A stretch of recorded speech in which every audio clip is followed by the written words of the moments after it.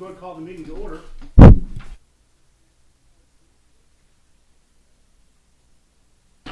I pledge allegiance to the flag of the United States of America and to the republic for which it stands, one nation, under God, indivisible, with liberty and justice for all. Thank you. Okay, I need to make an addition to tonight's agenda. We have to add an election of a secretary since we had a vacancy with the resignation last month. I'm assuming it was last month, right? He resigned. So, pardon me? You hear me now? Perfect. All right. So we're going to make the addition for the election of a secretary tonight. We're going to have to nominate and elect tonight. I guess we can go ahead and put that on towards the end of the meeting after the appeal, if everybody's good with that. That's fine. All right, so we'll take care of that then. I want to make a motion to approve the meeting for last month's zoning board. Second? Second? Any opposed? No opposed, so minutes are approved for last month. And we will move right into our appeal tonight. We have one appeal from Ken and Lisa Pokett. If I said that wrong, please let me know. 21770 Thoroughfare. They have an appeal 23-008. Mr. Board, if you want to proceed, please.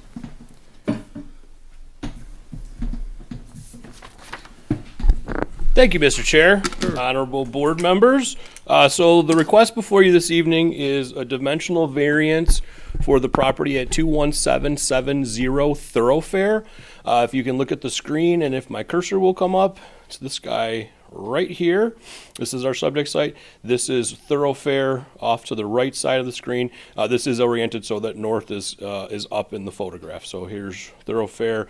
We're on the west side. I did not capture the full area, but this is south of Church, just to give you some geography in terms of the boundaries of where we are. Site and surroundings are all zoned R1B, which is a single-family zoning designation. Request before you this evening is to expand a non-conforming residence that does not fully comply with the standards of 18.6A.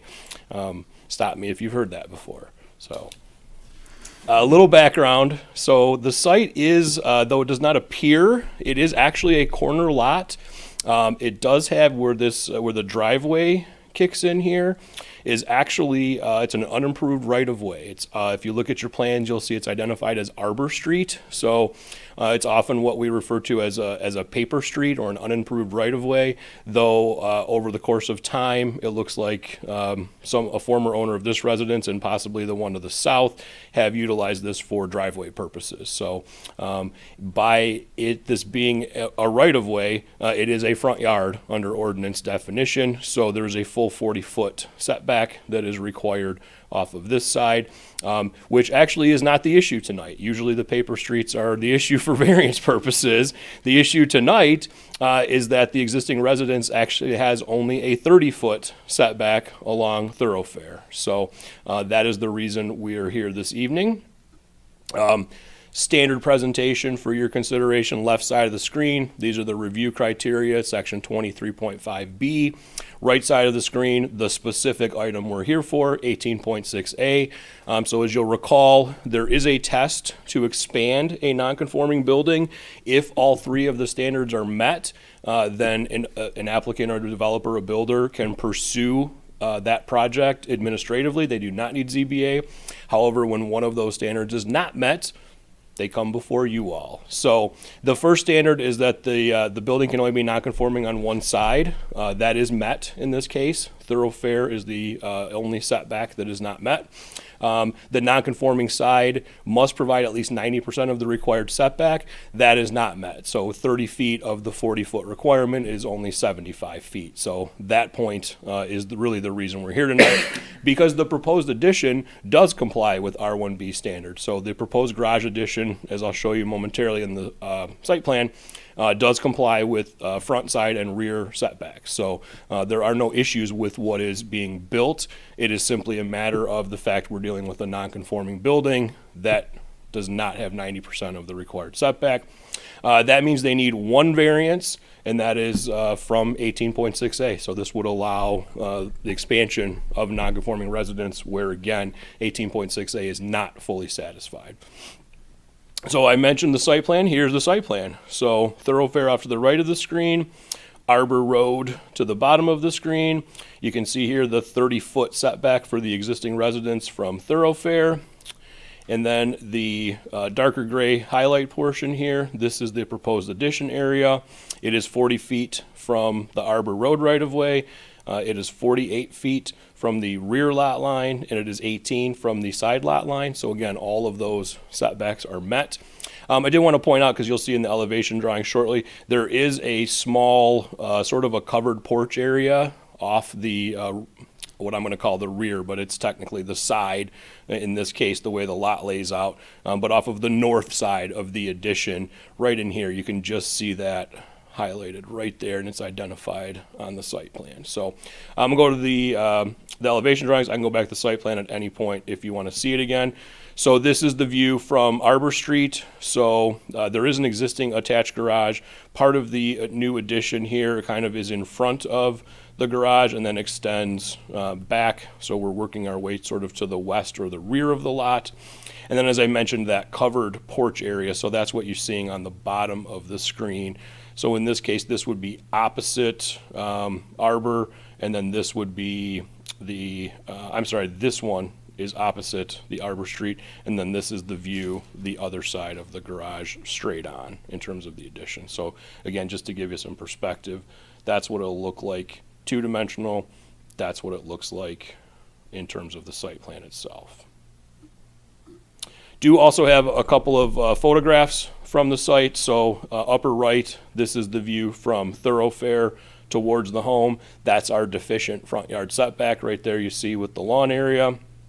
This is a view from Arbor Street of the existing garage. And again, if you can picture it, we're kind of in front of this, building it towards Arbor Street a little bit, and then extending it to the west so that it would essentially occupy this area here to give them what I believe appeared to be roughly about a three-ish car attached garage. And then this is just a different angle kind of showing the entire frontage of the house along Arbor Street, so you get the full view of the living area, the entrance, and then the garage right back in here. So with all that out of the way, I did prepare a full review letter for your consideration. I've whittled that down to a relatively brief summary, so I will just go into that now. So the first point is in terms of the practical difficulty test, this residence can't be expanded without a variance. You definitely have the ability to view that as being unnecessarily burdensome to the owner, since they cannot do anything, even if what they do complies with the ordinance. They're not allowed without that single variance. To that end, as part of the substantial justice test, the variance that has been requested is the minimum to grant relief. That is typically viewed as fair to both the applicant as well as surrounding property owners, and it's a key component of the test for substantial justice. In terms of unusual conditions / unique circumstances, the property itself is deficient in both lot area and lot width, so it is a relatively narrow R1B lot and it is a relatively small R1B lot. And as we've already identified, the residence is also non-conforming because of that deficient front yard along thoroughfare. And then I mentioned again, it is a corner lot, albeit one of the frontages is along an unimproved right-of-way. Also mentioned, going back to our discussion on 18.6A, the proposed expansion, what they are building, does comply with current ordinance standards. So again, there is not a case here where we need multiple variances. They're not seeking to also create other deficient setbacks. What they are proposing to build would be fully compliant under today's R1B standards.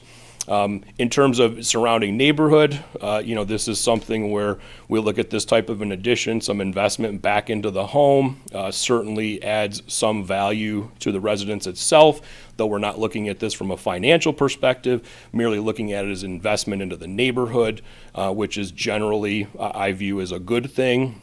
And then kind of my catch-all point, because we do have a lot of standards to look at, I don't see any issues as it relates to supply of light and air, public welfare and safety, traffic flow, because of the way the lot sets up, land values. I don't believe the addition will create any of the nuisance-like conditions described in the ordinance. And I do think that constructing or allowing a compliant addition to the residence is generally speaking in keeping with an orderly development pattern. So that's all I have, Mr. Chair. Happy to take any questions you may have. I did forget at the outset our one procedural item I needed to bring up tonight. Because we have 4 members in attendance this evening, under state law it takes a majority of the membership to grant a variance. So we are at the bare minimum tonight to have the meeting, and in order to grant this variance it would take a 4-0 vote. So typically when we have this situation, we'll have our dialogue, we'll go our presentation, we'll have our public hearing, though we don't have many people here tonight.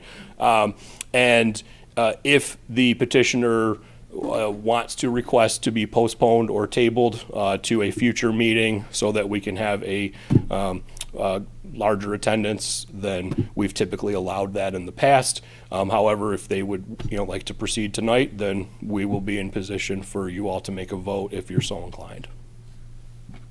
Anybody else have a question for Mr. Borden? I do, but anybody? I do not. No? So the only variance we're here, I mean, the only, I guess, consideration is the 30-foot. Because the existing home has a 30-foot setback, it's only 75% of the requirement, so yes. Yep. So everything else, without that aside, we wouldn't be here tonight. I just want to make sure I understood that correctly. All right. If they had, you're gonna make me do the math, aren't you? 36 feet? If they had a 36 to 40 foot or plus front yard setback along thoroughfare, yes, we would not be here this Okay, evening. all right, very good. That was pretty much the only, I just wanted to verify that. I want to make sure I understood you correctly. Ma'am, with that said, is there anything, would you like to proceed with this tonight? Are you good with proceeding? Okay. Okay, nothing else? You have nothing else? Ma'am, would you like to step up and say anything? Thank you for seeing me tonight. My husband's out of town, so I'm here by myself. Thank you also, Brian, because that was very well spelled out. The only thing, if it matters at all, we do, and I have I don't know if you can see it, but we do own, these are the double lots 50 and 51. We also do own 552 and 553 in the back there, if that helps any with your decision. We, You wanna say that again? yeah, well, I can't see what you're, Oh, I'm sorry. no worries. Sorry. I can pass this out too, but these are our double lots, 550 and 551. That's where the house sits, and then there's lots in the back, 552 and 553. We own those as well. So if that To the east of you? He's putting it up. on I'm the sorry, screen. okay. Or west of you, I mean? That's good.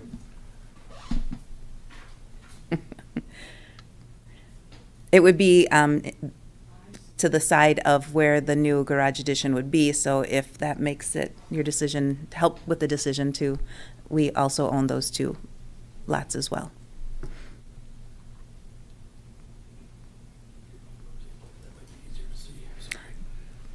Yeah, so it's thoroughfare.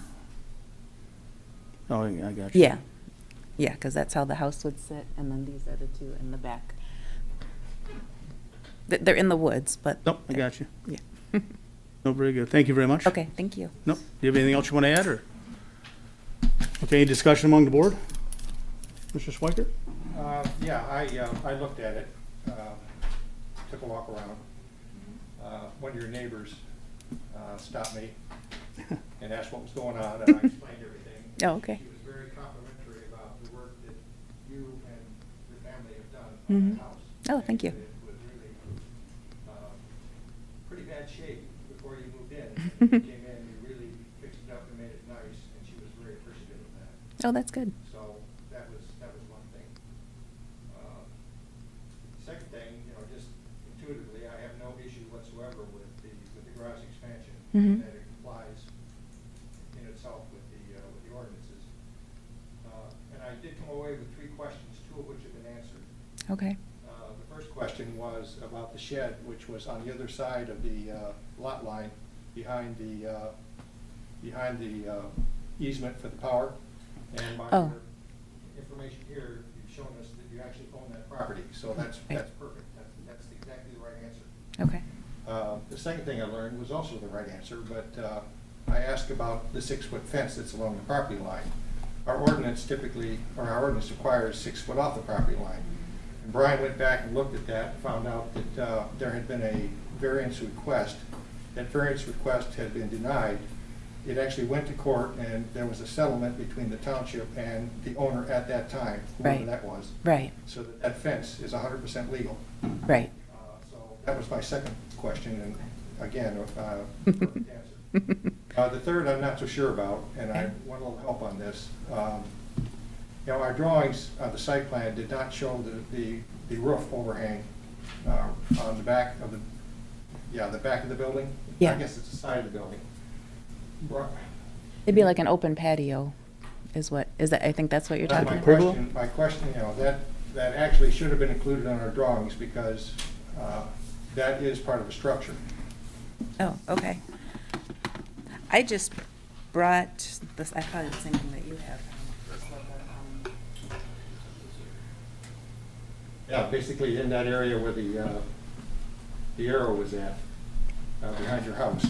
It's a very nice, comfortable looking Oh, area. the pergola, you mean? Or what's gonna be new, No, yeah. the open pergola that's there now? Yeah. Now, is that staying or? I Mhm, wonder that if is you- staying, yes. Okay. So that does not, the covered porch does not replace that. No, no, we love the pergola. Brian, just for general information, where does that stand with respect to the ordinances? So the pergola, so part of this was just kind of brought to my attention, and there's nothing in the file addressing this. So the pergola, and I'm trying to look real quickly now. Sometimes pergolas are allowed slight encroachment, so it is an encroachment, I believe, into the side yard. It looks like it goes all the way to the side lot line. So worst case scenario, the pergola is a non-conforming accessory structure because it does not provide a 6-foot side yard setback. I'm trying to see if there's an exception that allows a little bit of encroachment. Yards. You have an exception for arbors and trellises. I don't view this as that. Awnings and canopies can project 2 feet. That's close.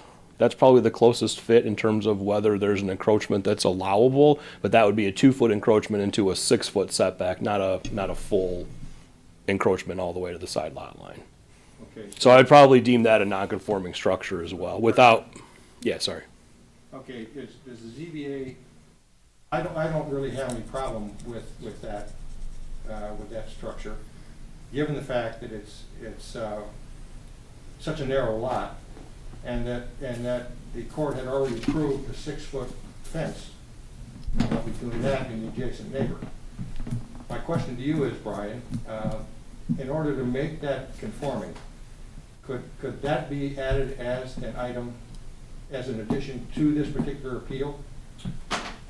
I mean, I'm sorry, you go. I was gonna say, if I may add, and in no disrespect, but I don't believe that issue's in front of us today, nor does the applicant know that that could be a factor in our decision. And just because we, upon casual inspection, doing our due diligence, see something in addition, I don't know that we can make that part of our ruling. We're only presented with what's on paper to be decided today. I'm not really sure we can. That's what, I'm just wanted to offer that before Brian answers, because the applicant may wish to hold off if we're gonna make that part of a decision process. My understanding of zoning board of appeals is basically we have the legal right to eliminate or reduce variances at the same time we're granting one. Okay. That is part of our responsibility. So you know, that's why I'm asking. Mhm. And I'm not asking at this point to have you remove it or knock it back. Right. What I'm asking is the question of Brian, whether that nonconformance could be eliminated if it were included as part of a motion to approve the garage addition. Now I understand what you're asking. Yeah, I mean, typically, I don't know that we would handle it that way. I think typically we would either allow it to remain as a non-conforming structure, or if the board felt that, in terms of the orderly development standard or the public safety and welfare intent of ordinance standard, you wanted them to mitigate that, then you could require them to potentially alter the structure as part of the variance request. But I wouldn't typically view it as another variance request. I mean, it's an existing structure, and quite frankly, I don't know. I looked at the property file for about 10 minutes tonight, so I wasn't able to come up with an answer as to how that got there or why it got there. Yeah, well, So there may be another reason. I don't know. So I'm going to default to it's a non-conforming accessory structures. in an approval motion, can we mention the fact that we accept the non-conforming rear structure? You can. I don't think you have to. You don't have to. No, I just want to put the applicant in a better position. If somebody 5 years down the road, raises the issue, because they've got a nasty neighbor or something like that, who knows? That if the zoning board of appeals doesn't have any problem with it, find a way to at least to make it legal. That's my question. And rather than, or ignore it, one or the other. Right. I like your idea. Just include it in the motion. We can mention it like we would anything else, like we would. Shrub just mentioned it at least now, so it's approved tonight. And if for whatever reason does come up 5-6 years down the road, they can look back and say, well, it was approved tonight. But along with the actual variance we're doing with the setback in the front yard. I mean, I agree with what you're saying. To try to save the homeowner some hassle later on in case another neighbor decides to move in and cause some issues, which happens from time to time. I understand what you're saying. In my opinion, I think, and not that I'm looking to negate our duty, but I don't think we ought to include it because it wasn't made part of the public notice of this hearing, and we are ad hoc making additional variance approvals if we include it. I think the better course of action would be not necessarily to ignore it, but to not include it if we're going to grant the proposed request that is of public record. That would be my position. I think we would go too far if we did it the other way, that the nasty neighbor, so to speak, wasn't given notice that this pergola was going to be part of the discussion this evening. Maybe they have a problem with it, we don't know. So I don't think it's necessary to address it. That's my opinion. I have a question or a statement. Maybe it's as simple as a pergola, by definition, is similar to an arbor. I mean, what is the difference between a pergola and an arbor? Maybe it's very simple. I don't know the answer to that. like I said, to me, an arbor and a trellis, I typically view those as being not covering structures. Those are typically like upright structures. That's how I would normally view it. Yeah, I mean an arch, but not something that is, deep and serves as almost a quasi roof. So I don't believe. I mean, I can look at some definitions. I don't know how far you guys want me to go with this right now. No. I can look at some definitions, but I wouldn't normally view I would view a pergola as something different than an arbor or a trellis. But Well, this was put out as by ordinance, right? So, I mean, if anybody had any objections up to this point, they could have certainly said so via writing or showing up tonight. Is that correct? So we have not received any correspondence against this particular appeal, correct? I don't believe so. Brittany, nothing. Nope. Okay. But just so I am clear, what we're talking about here, which is the supposed non-conforming addition to the back, is not part of the public notice for this matter. Correct. This is something we've come to light based on Member Schweikart's viewing of the property. So I don't think it's adequate public notice that we're going to pass a second request for a variance on a second part of the structure. That's my view of tonight's hearing. Okay. Well, So, I mean, if anybody had any objections up to this point, they could have certainly said so via writing or showing up tonight. Is that correct? So I don't think it's necessary to address it. That's my opinion. I agree with what you're saying. Yeah, that's fair. And knowing your legal background, I think we should probably go ahead. Well, with- I'm doing this as a member of the community, not I understand. as- No, I not as- understand, but you also have some background and a little more insight than maybe some others may have, so I would have to go ahead, I guess, agree with that. If we're gonna go ahead and make a motion, we should do so based on the information we have in front of us.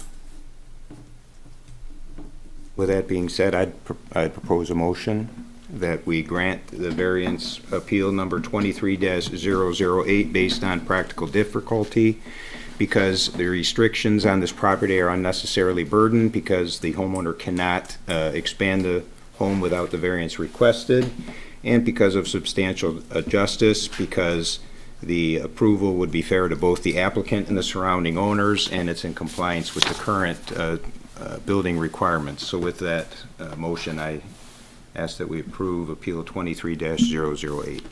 I'll second that, or third it. Okay, I guess we'll do a roll. Any opposed to this appeal? Any nays? No nays. No nays? No nays? I guess your appeal passes, and thank you very much for showing up tonight. We appreciate it. Thank you. Thank you, guys. Okay.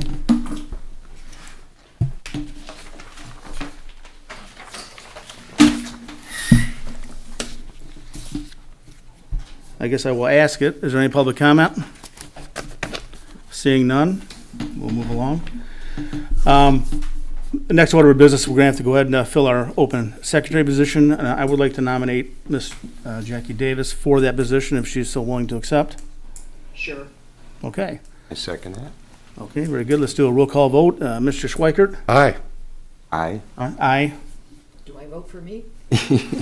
I guess, well, one of them have a quandary. We still need 4 votes, but yeah, vote for yourself. We can, With a majority, I think we're good with this. So thank you very much for stepping up and taking that position. We appreciate it. I don't believe there's anything else we need to cover at this point. Is there, Brittany, am I forgetting anything? next meeting. Date.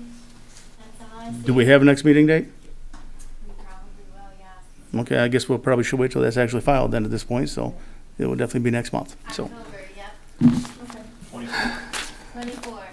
it'll be October 24th if we have a meeting. Okay. Okay, I'd like to make a motion to adjourn. Second? All in favor? Aye. Motion adjourned, or meeting adjourned.